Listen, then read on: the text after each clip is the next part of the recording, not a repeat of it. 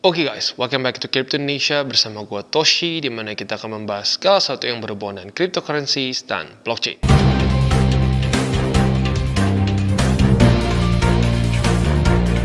Oke, jadi pada hari ini guys, kita akan membahas mengenai satu topik yang sedang hangat dibahas di dalam crypto communities maybe ya. Kenapa Bitcoin cenderung outperform altcoins dalam beberapa ya arguably dalam setahun ini ya, banyak orang yang bingung. Tetapi sebelum kita masuk ke pembahasannya, seperti biasa gue akan disclaimer dulu bahwa semua konten dari TCI ini bukan financial advice, ini sebab bentuknya adalah edukasi ya.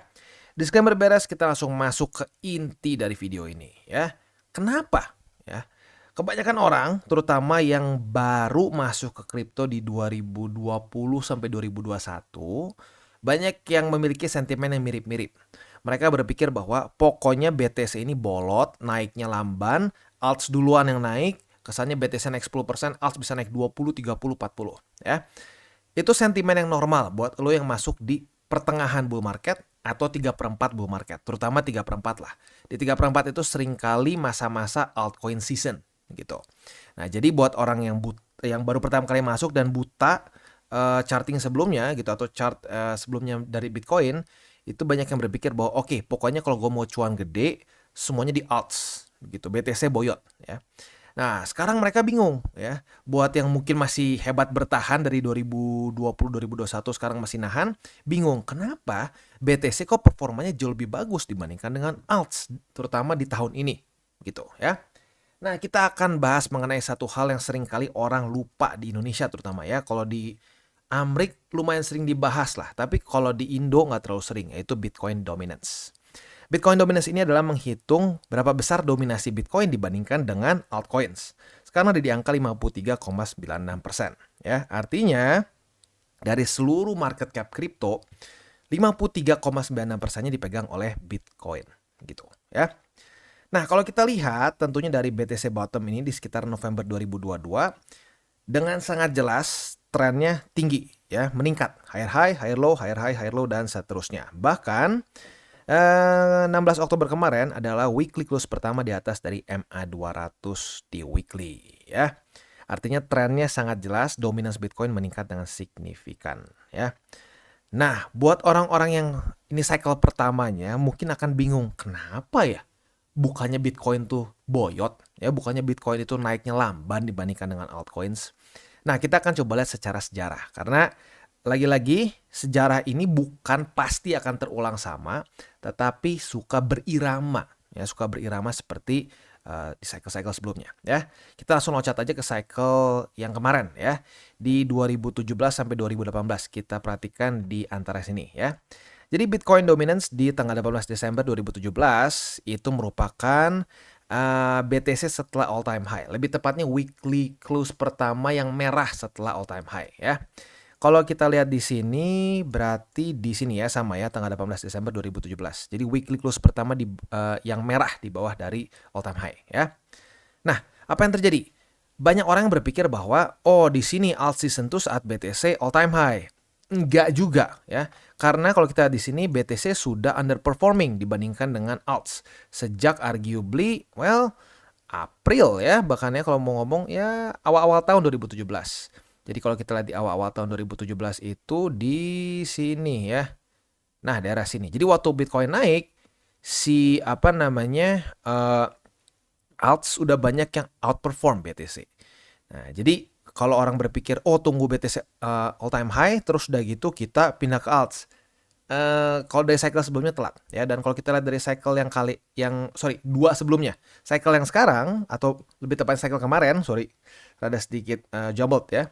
Cycle kemarin kondisinya mirip-mirip juga. BTC sudah underperform dulu sebelum all time high BTC. Jadi kita bisa lihat dari dua data sebelumnya, dua cycle sebelumnya, berarti kurang lebih ya nyaris data berapa tahun ya. Ya lumayan panjang lah intinya ya. Menunjukkan bahwa bukan kita tunggu all time high dulu baru kita geser ke alts ya. Nah, buat lu yang mungkin bingung, "Bang, maksudnya apa?" Nah, kita lihat di sini ya. Jadi, biasanya yang terjadi dalam suatu cycle ya atau money flow cycle dari kripto adalah BTC ngepump.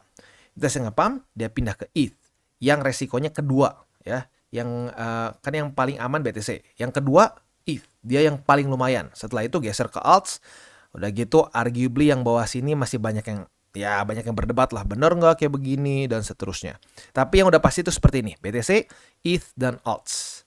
Nah, pertanyaan gua satu.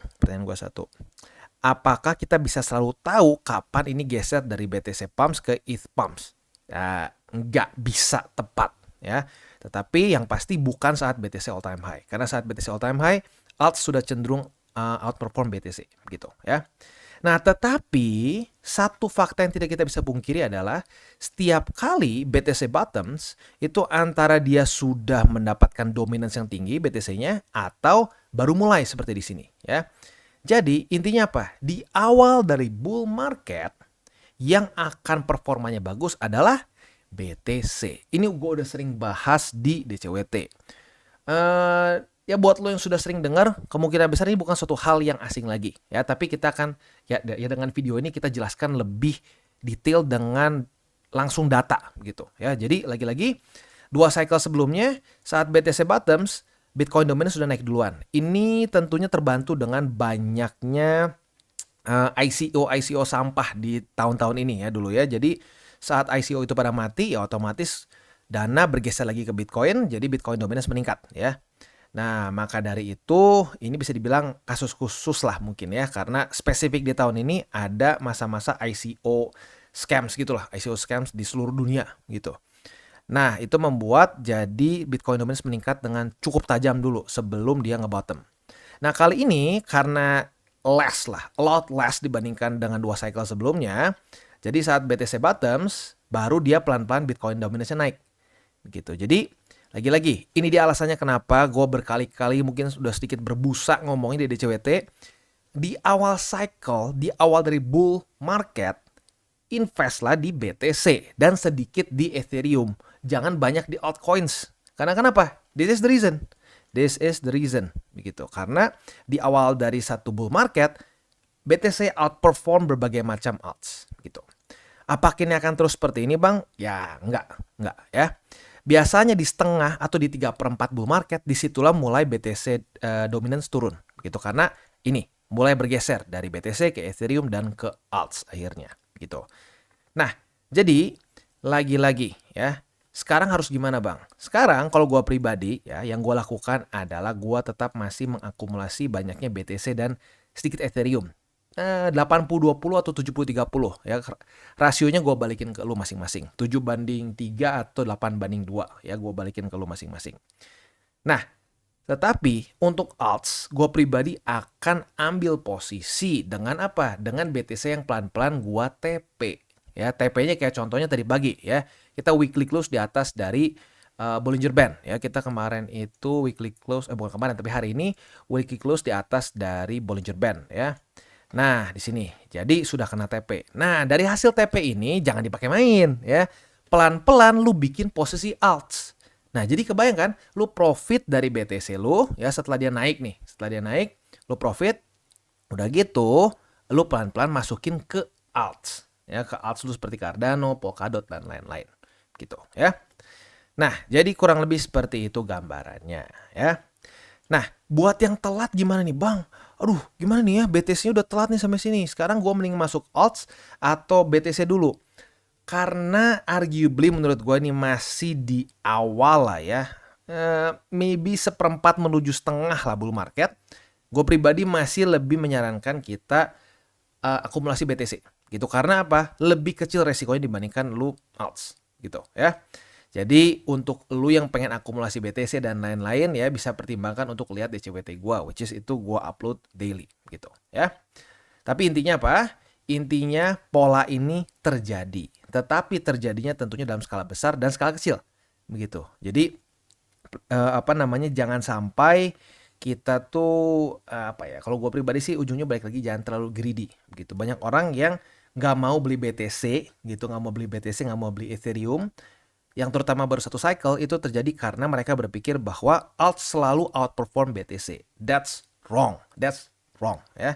Itu satu pemahaman yang salah dan short sighted menurut gua. Karena lu baru ngalamin satu cycle dan nggak full. Lu biasanya ngalamin cuma setengah atau seperempat gitu. Nah, itu membuat lu jadi sedikit rabun jauh gitu ya.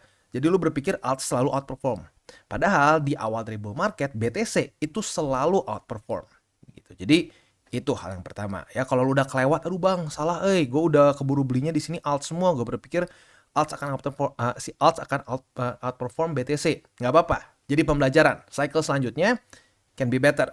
Nah, tapi buat elu yang baru masuk sekarang, ya nggak apa-apa lah. Lu akumulasinya tetap BTC dan Ethereum karena secara risk rewardnya masih lebih oke dibandingkan lu paksain alts.